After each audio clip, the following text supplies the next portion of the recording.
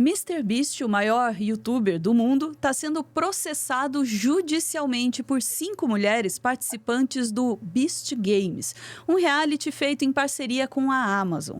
Dentre as acusações estão assédio, ambiente de misoginia e sexismo e refeições fornecidas de forma esparsa, colocando em risco a saúde e o bem-estar dos participantes. Caraca, que escândalo é esse, hein? Vamos saber mais com o nosso Bruno Silvestre aqui no Plantão do Meteoro. Bora lá.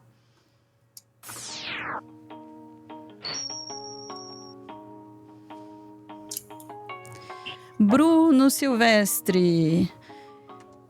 Deu ruim essa história aí do reality do MrBeast, é? Pois é, tá dando ruim, tá em segredo de justiça, então, assim, o que a gente tem são informações de pesquisas de jornalistas que atuaram para entender o que está acontecendo, e é isso que eu quero trazer para vocês. Assim, eu primeiro tenho que fazer um esclarecimento, que é importante a gente entender que quando a gente fala de um mega empresário ou o maior youtuber do mundo e etc., a gente está fazendo uma análise do contexto do que está sendo falado. Eu acho que é importante a gente lembrar o seguinte, existem muitos ataques e muitas coisas que podem se justificar ou não contra o MrBeast. Eu compararia o caso dele a qualquer outro caso de acusações que precisam ser investigadas. A investigação, ela é fundamental, mas a questão é, a condenação, ela não pode vir antes. A gente já tem muitos problemas com isso, e é isso que eu quero, na verdade, trazer de comparativo. Para quem ainda não entende um pouquinho de sociologia, existe uma base que diz o seguinte: o senso comum é aquilo que a gente fala, porque o Brasil é um caos, isso é o senso comum. Aí você tem o senso crítico.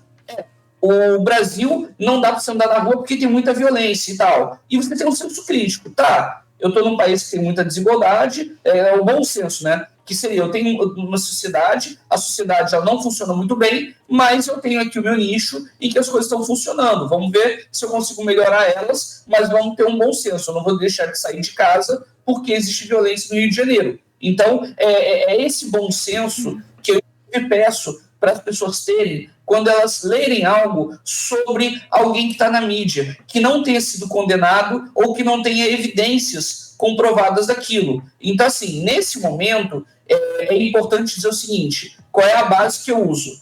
É atenção e proteção às vítimas. As mulheres, são 5 mulheres que estão acusando e a voz delas tem que ser respeitada. A voz delas não deve ser invalidada.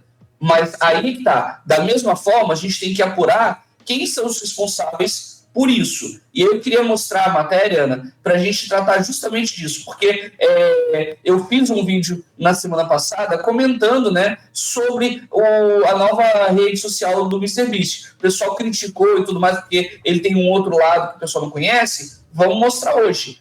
Dá uma lida aí, Ana, pra gente. Vamos lá.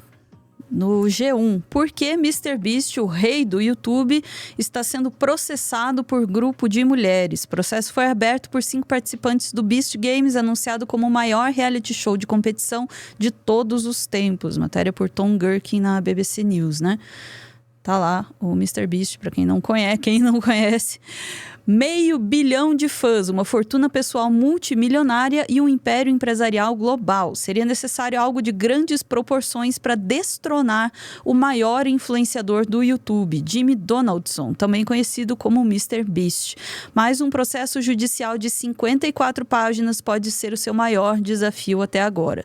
5 participantes do programa Beast Games, previsto para ser exibido no Prime Video, plataforma de streaming da Amazon, entraram com um processo contra a produtora de MrBeast, a MrB 2024, e a Amazon em Los Angeles. Anunciado como o maior reality show de competição de todos os tempos, o Beast Games vai contar com 1.000 participantes que vão disputar um prêmio de 5 milhões de dólares quando o programa for ao ar, ou se for ao ar.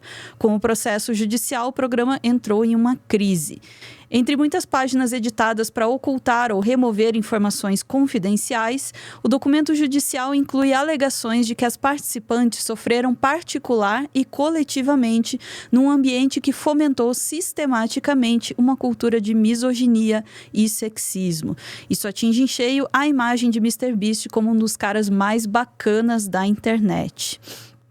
E ali, né, o repórter conta, né, que ele deu uma olhada no documento, que inclui sugestões de que os participantes estavam mal alimentados e exaustos. As refeições eram fornecidas esporadicamente e de forma esparsa, o que colocava em risco a saúde e o bem-estar dos participantes, segundo a alegação. Um trecho do documento, em que quase todas as alegações são ocultadas da vista do público, afirma que os réus permitiram a existência e promoveram uma cultura, um padrão e uma prática de assédio sexual, inclusive na forma de um ambiente de trabalho hostil. Continuando lá. Em agosto, o jornal americano The New York Times conversou com mais de uma dúzia de participantes do programa, que ainda não foi lançado, e noticiou que houve várias hospitalizações no set de filmagem, com uma pessoa dizendo ao jornal que havia passado mais de 20 horas sem se alimentar. Competidores também alegaram que não haviam recebido sua medicação na hora certa.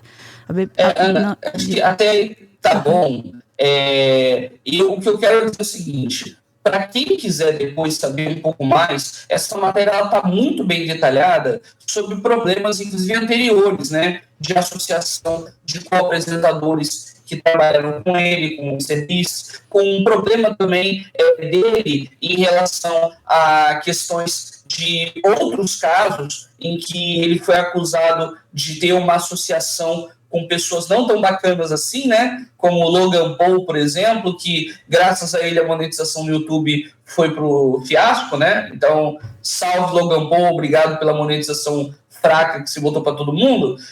Então, o que acontece? O MrBeast, ele nesse caso, o que a gente tem que entender? Primeiro, é a produtora dele que está sendo investigada e, obviamente, que ele faz parte dela. A responsabilidade dele tem que ser analisada em conjunto com a responsabilidade da empresa. Tudo bem que para o tribunal, que deve ser uma questão civil apresentada lá em Los Angeles, vai focar no dano da empresa em relação a essas mulheres. Então, não deve ser diretamente algo personalíssimo ao MrBeast. Só que a empresa sendo dele, né, ele tem responsabilidade sobre isso. Então, entra nessa questão. Mas aí entra o grande ponto que eu acho que é o fundamental disso. A questão é, quando essas mulheres colocam isso, não importa se a ação vai ser procedente ou improcedente. As alegações dela têm que ser analisadas de uma forma criteriosa, inclusive para novas produções. A gente não pode deixar que as coisas se perpetuem, porque o grande problema que a gente tem, e aí eu quero pegar o caso do Johnny Depp para isso, que o caso do Johnny Depp ele é uma exceção, em que o homem foi inocentado, as provas foram trazidas e a mulher realmente tinha indícios de que ela queria prejudicar o cara. Inclusive falando que a ex-mulher tinha acusado ele de derrubar ela da escada, o que ele na própria audiência comprovou com o depoimento da ex-mulher, dizendo que, olha, não, isso não aconteceu. Então, assim, todas essas questões, elas têm que ser levadas em consideração. Por quê? Porque quando a gente trata da investigação e a gente trata de situações ligando a uma minoria, essa alegação, essas questões apresentadas, elas têm uma ênfase, elas têm que ser priorizadas. Então, assim, fazendo um paralelo aqui também entre o que eu falei na semana passada e o que eu estou falando hoje, uma coisa não anula a outra. Se, por acaso, o MrBeast faz uma rede social e faz coisas para agregar, ou se ele faz alguma coisa de trabalho voluntário, ou de algo que é filantrópico, que muda a vida das pessoas, isso não anula os atos que ele pratica e que as empresas dele praticam de misoginia.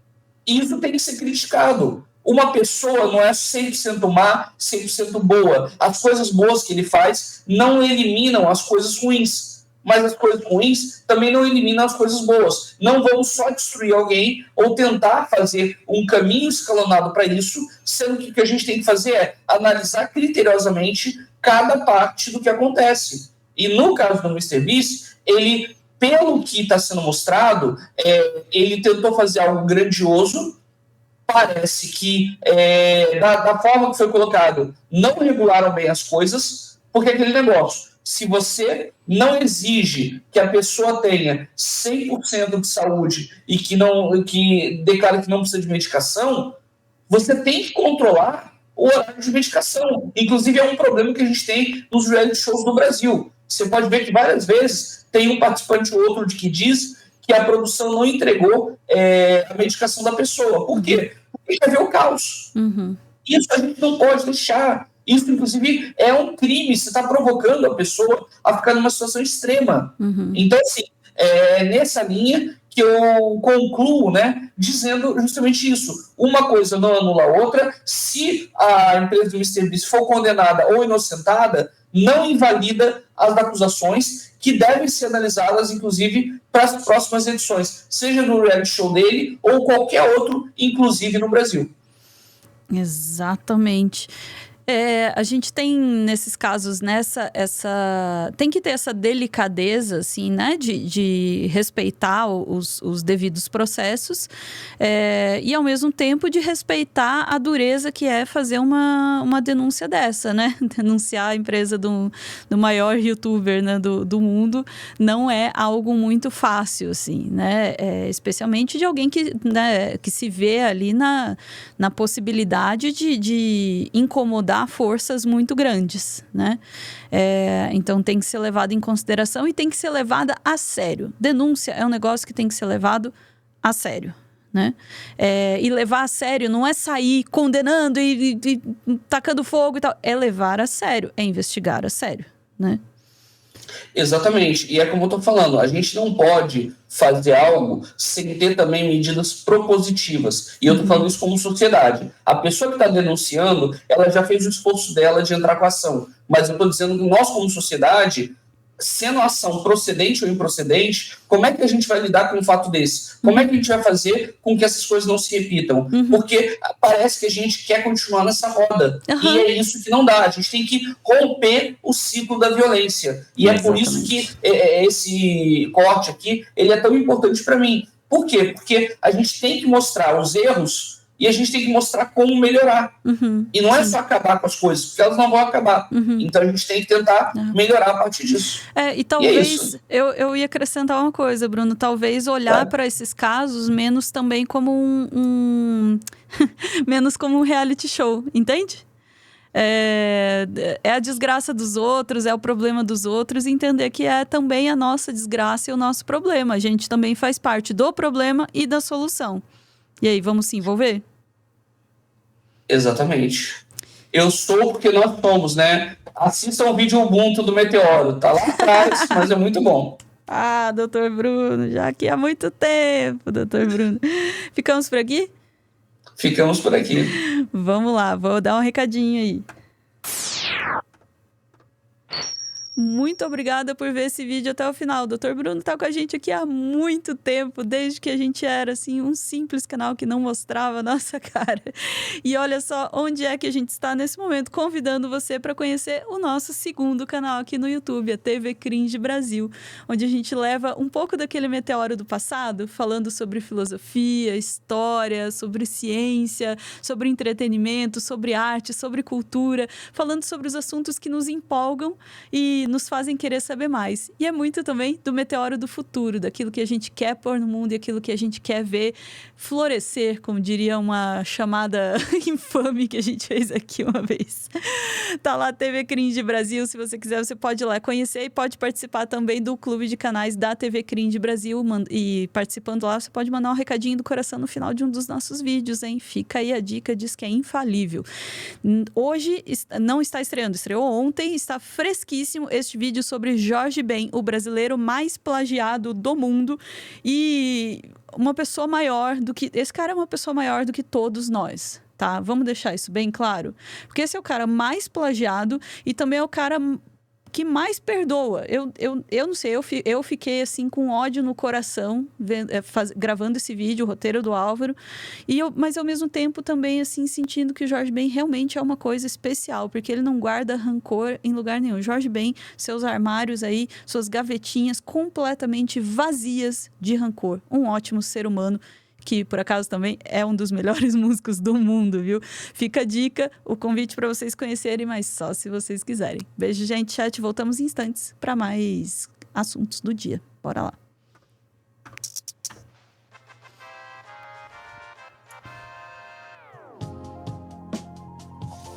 Enquanto isso, no chat, qual é a sua música favorita do Jorge Ben, hein?